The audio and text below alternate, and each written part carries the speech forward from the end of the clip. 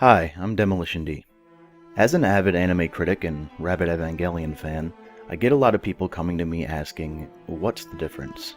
Or, what makes Neon Genesis Evangelion so much better than the rebuild of Evangelion series, if at all?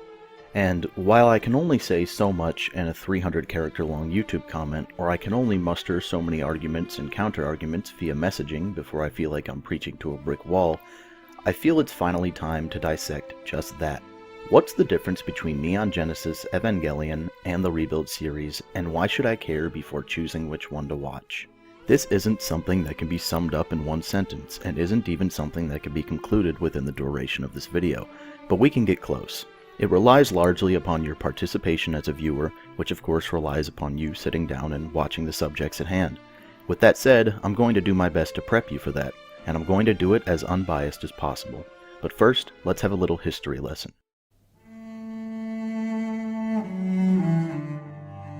Neon Genesis Evangelion debuted in October of 1995 and finished airing in March of 1996 in Japan. Its most notable characters are Shinji, Asuka, Misato, Rei, Gendo, Ritsuko, her mother, Shinji's mother, Kaji, and Fuyutsuki. It was produced by Gainax and written and directed by Hideaki Anno, who would go on to tell New Type magazine after its broadcast, "The development of Evangelion gives me the feeling of a live concert. Whether it was the story or character development, I made them without theory. During the development, while listening to various opinions and analyzing my own state of mind, I kept questioning myself.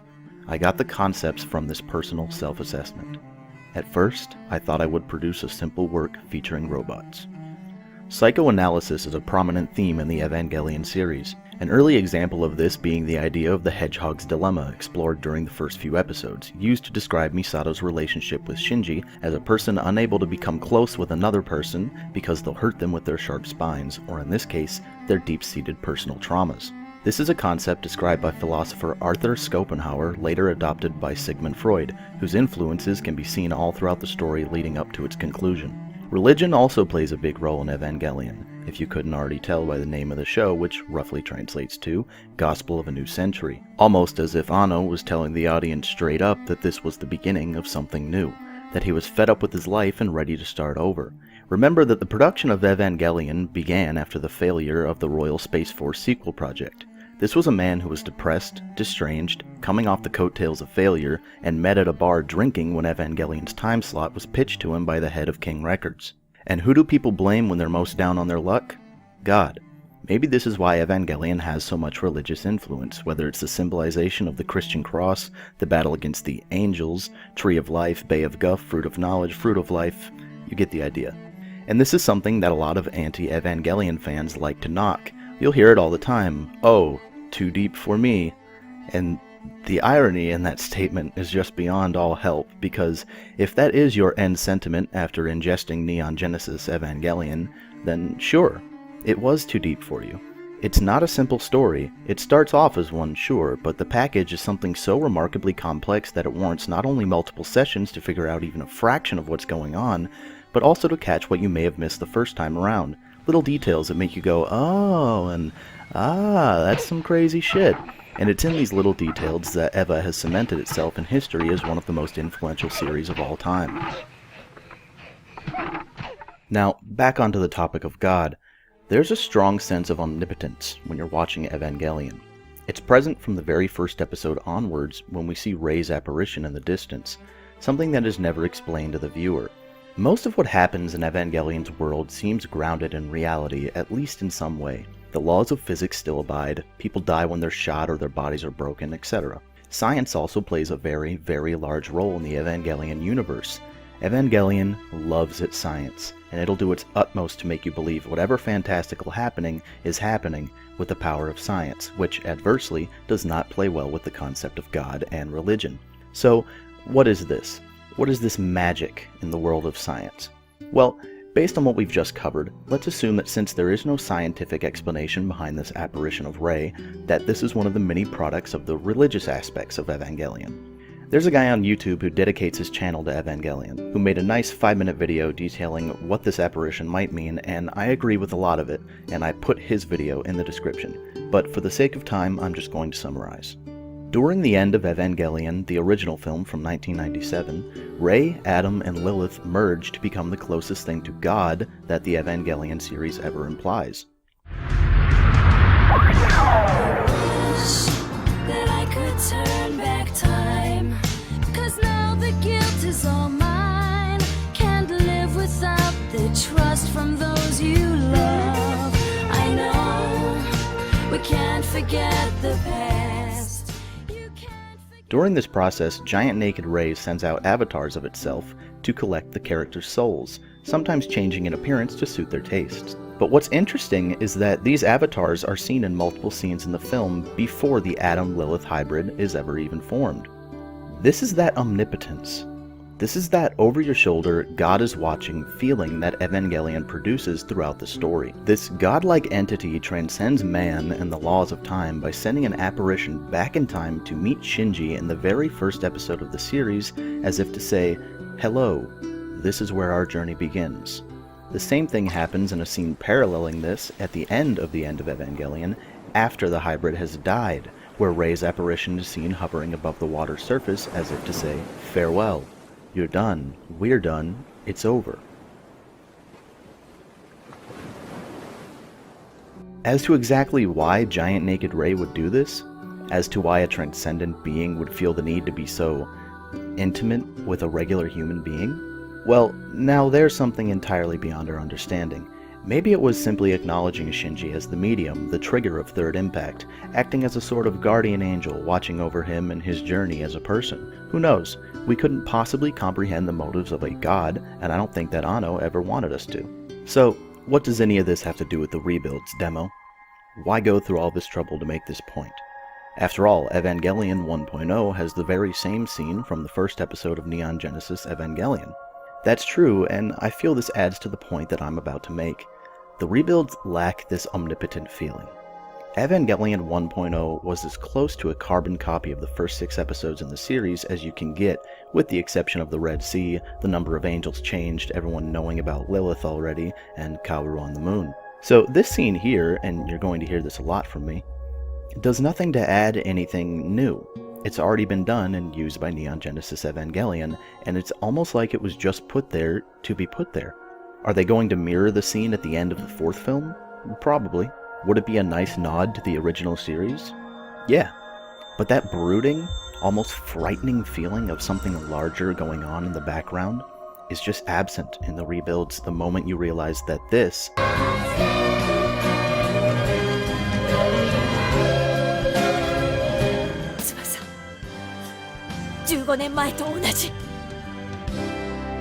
doesn't feel half as strange or impending as this.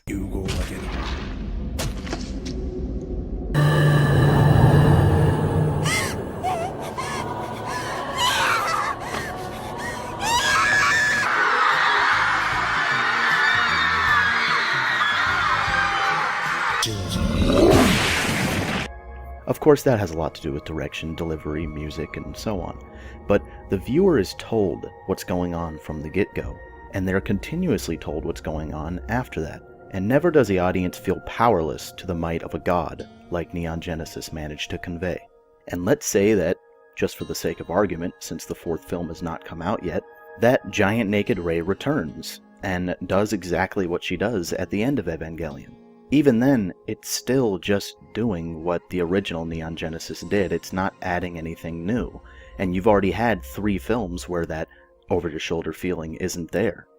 So what would be the point, other than just to have it there?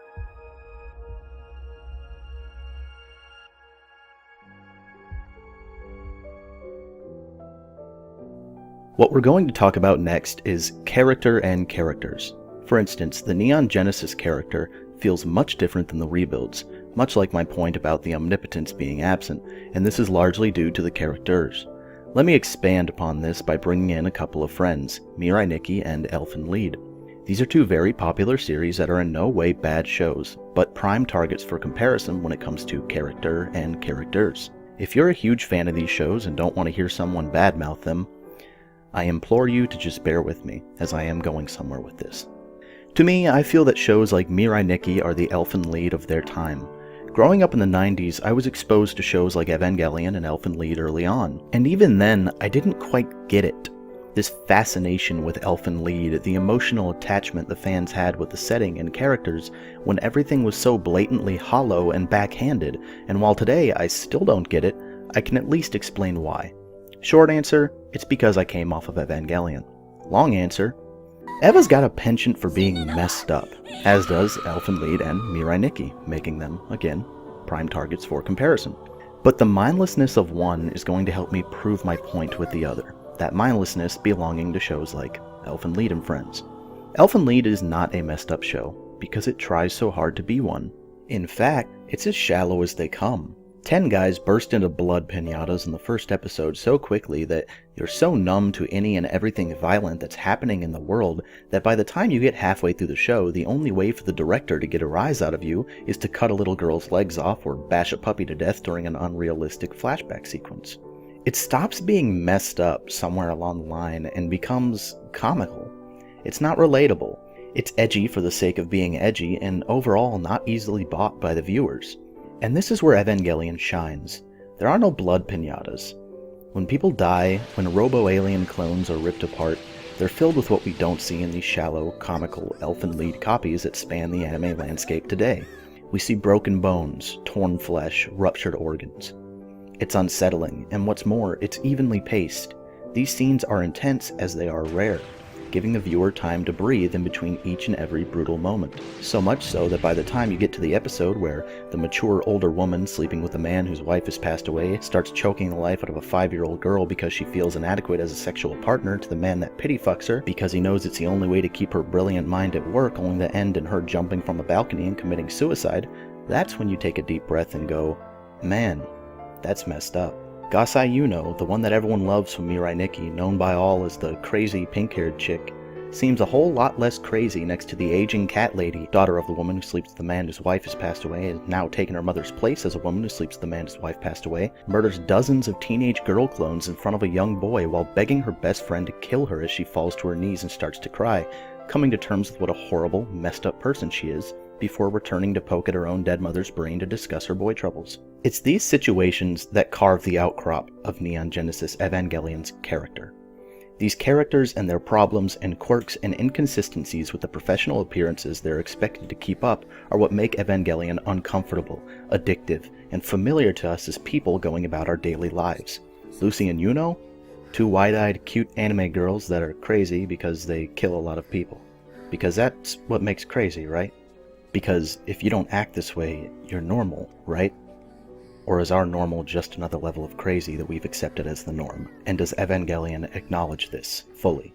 These inflated characters and their respective worlds are the result of lack of imagination brought to life by those who have never experienced crazy, for whatever it means, who have never experienced the kind of hardship and stress that has been imparted upon these characters during their construction. It takes a lot of courage to dig deep within those repressed memories of all the times you've hated yourself for doing something stupid, or embarrassing, or heartbreaking, and then to associate them with animated avatars. It's lazy to make a hack and slash, oh my god, I love you so much because I'm crazy heroine.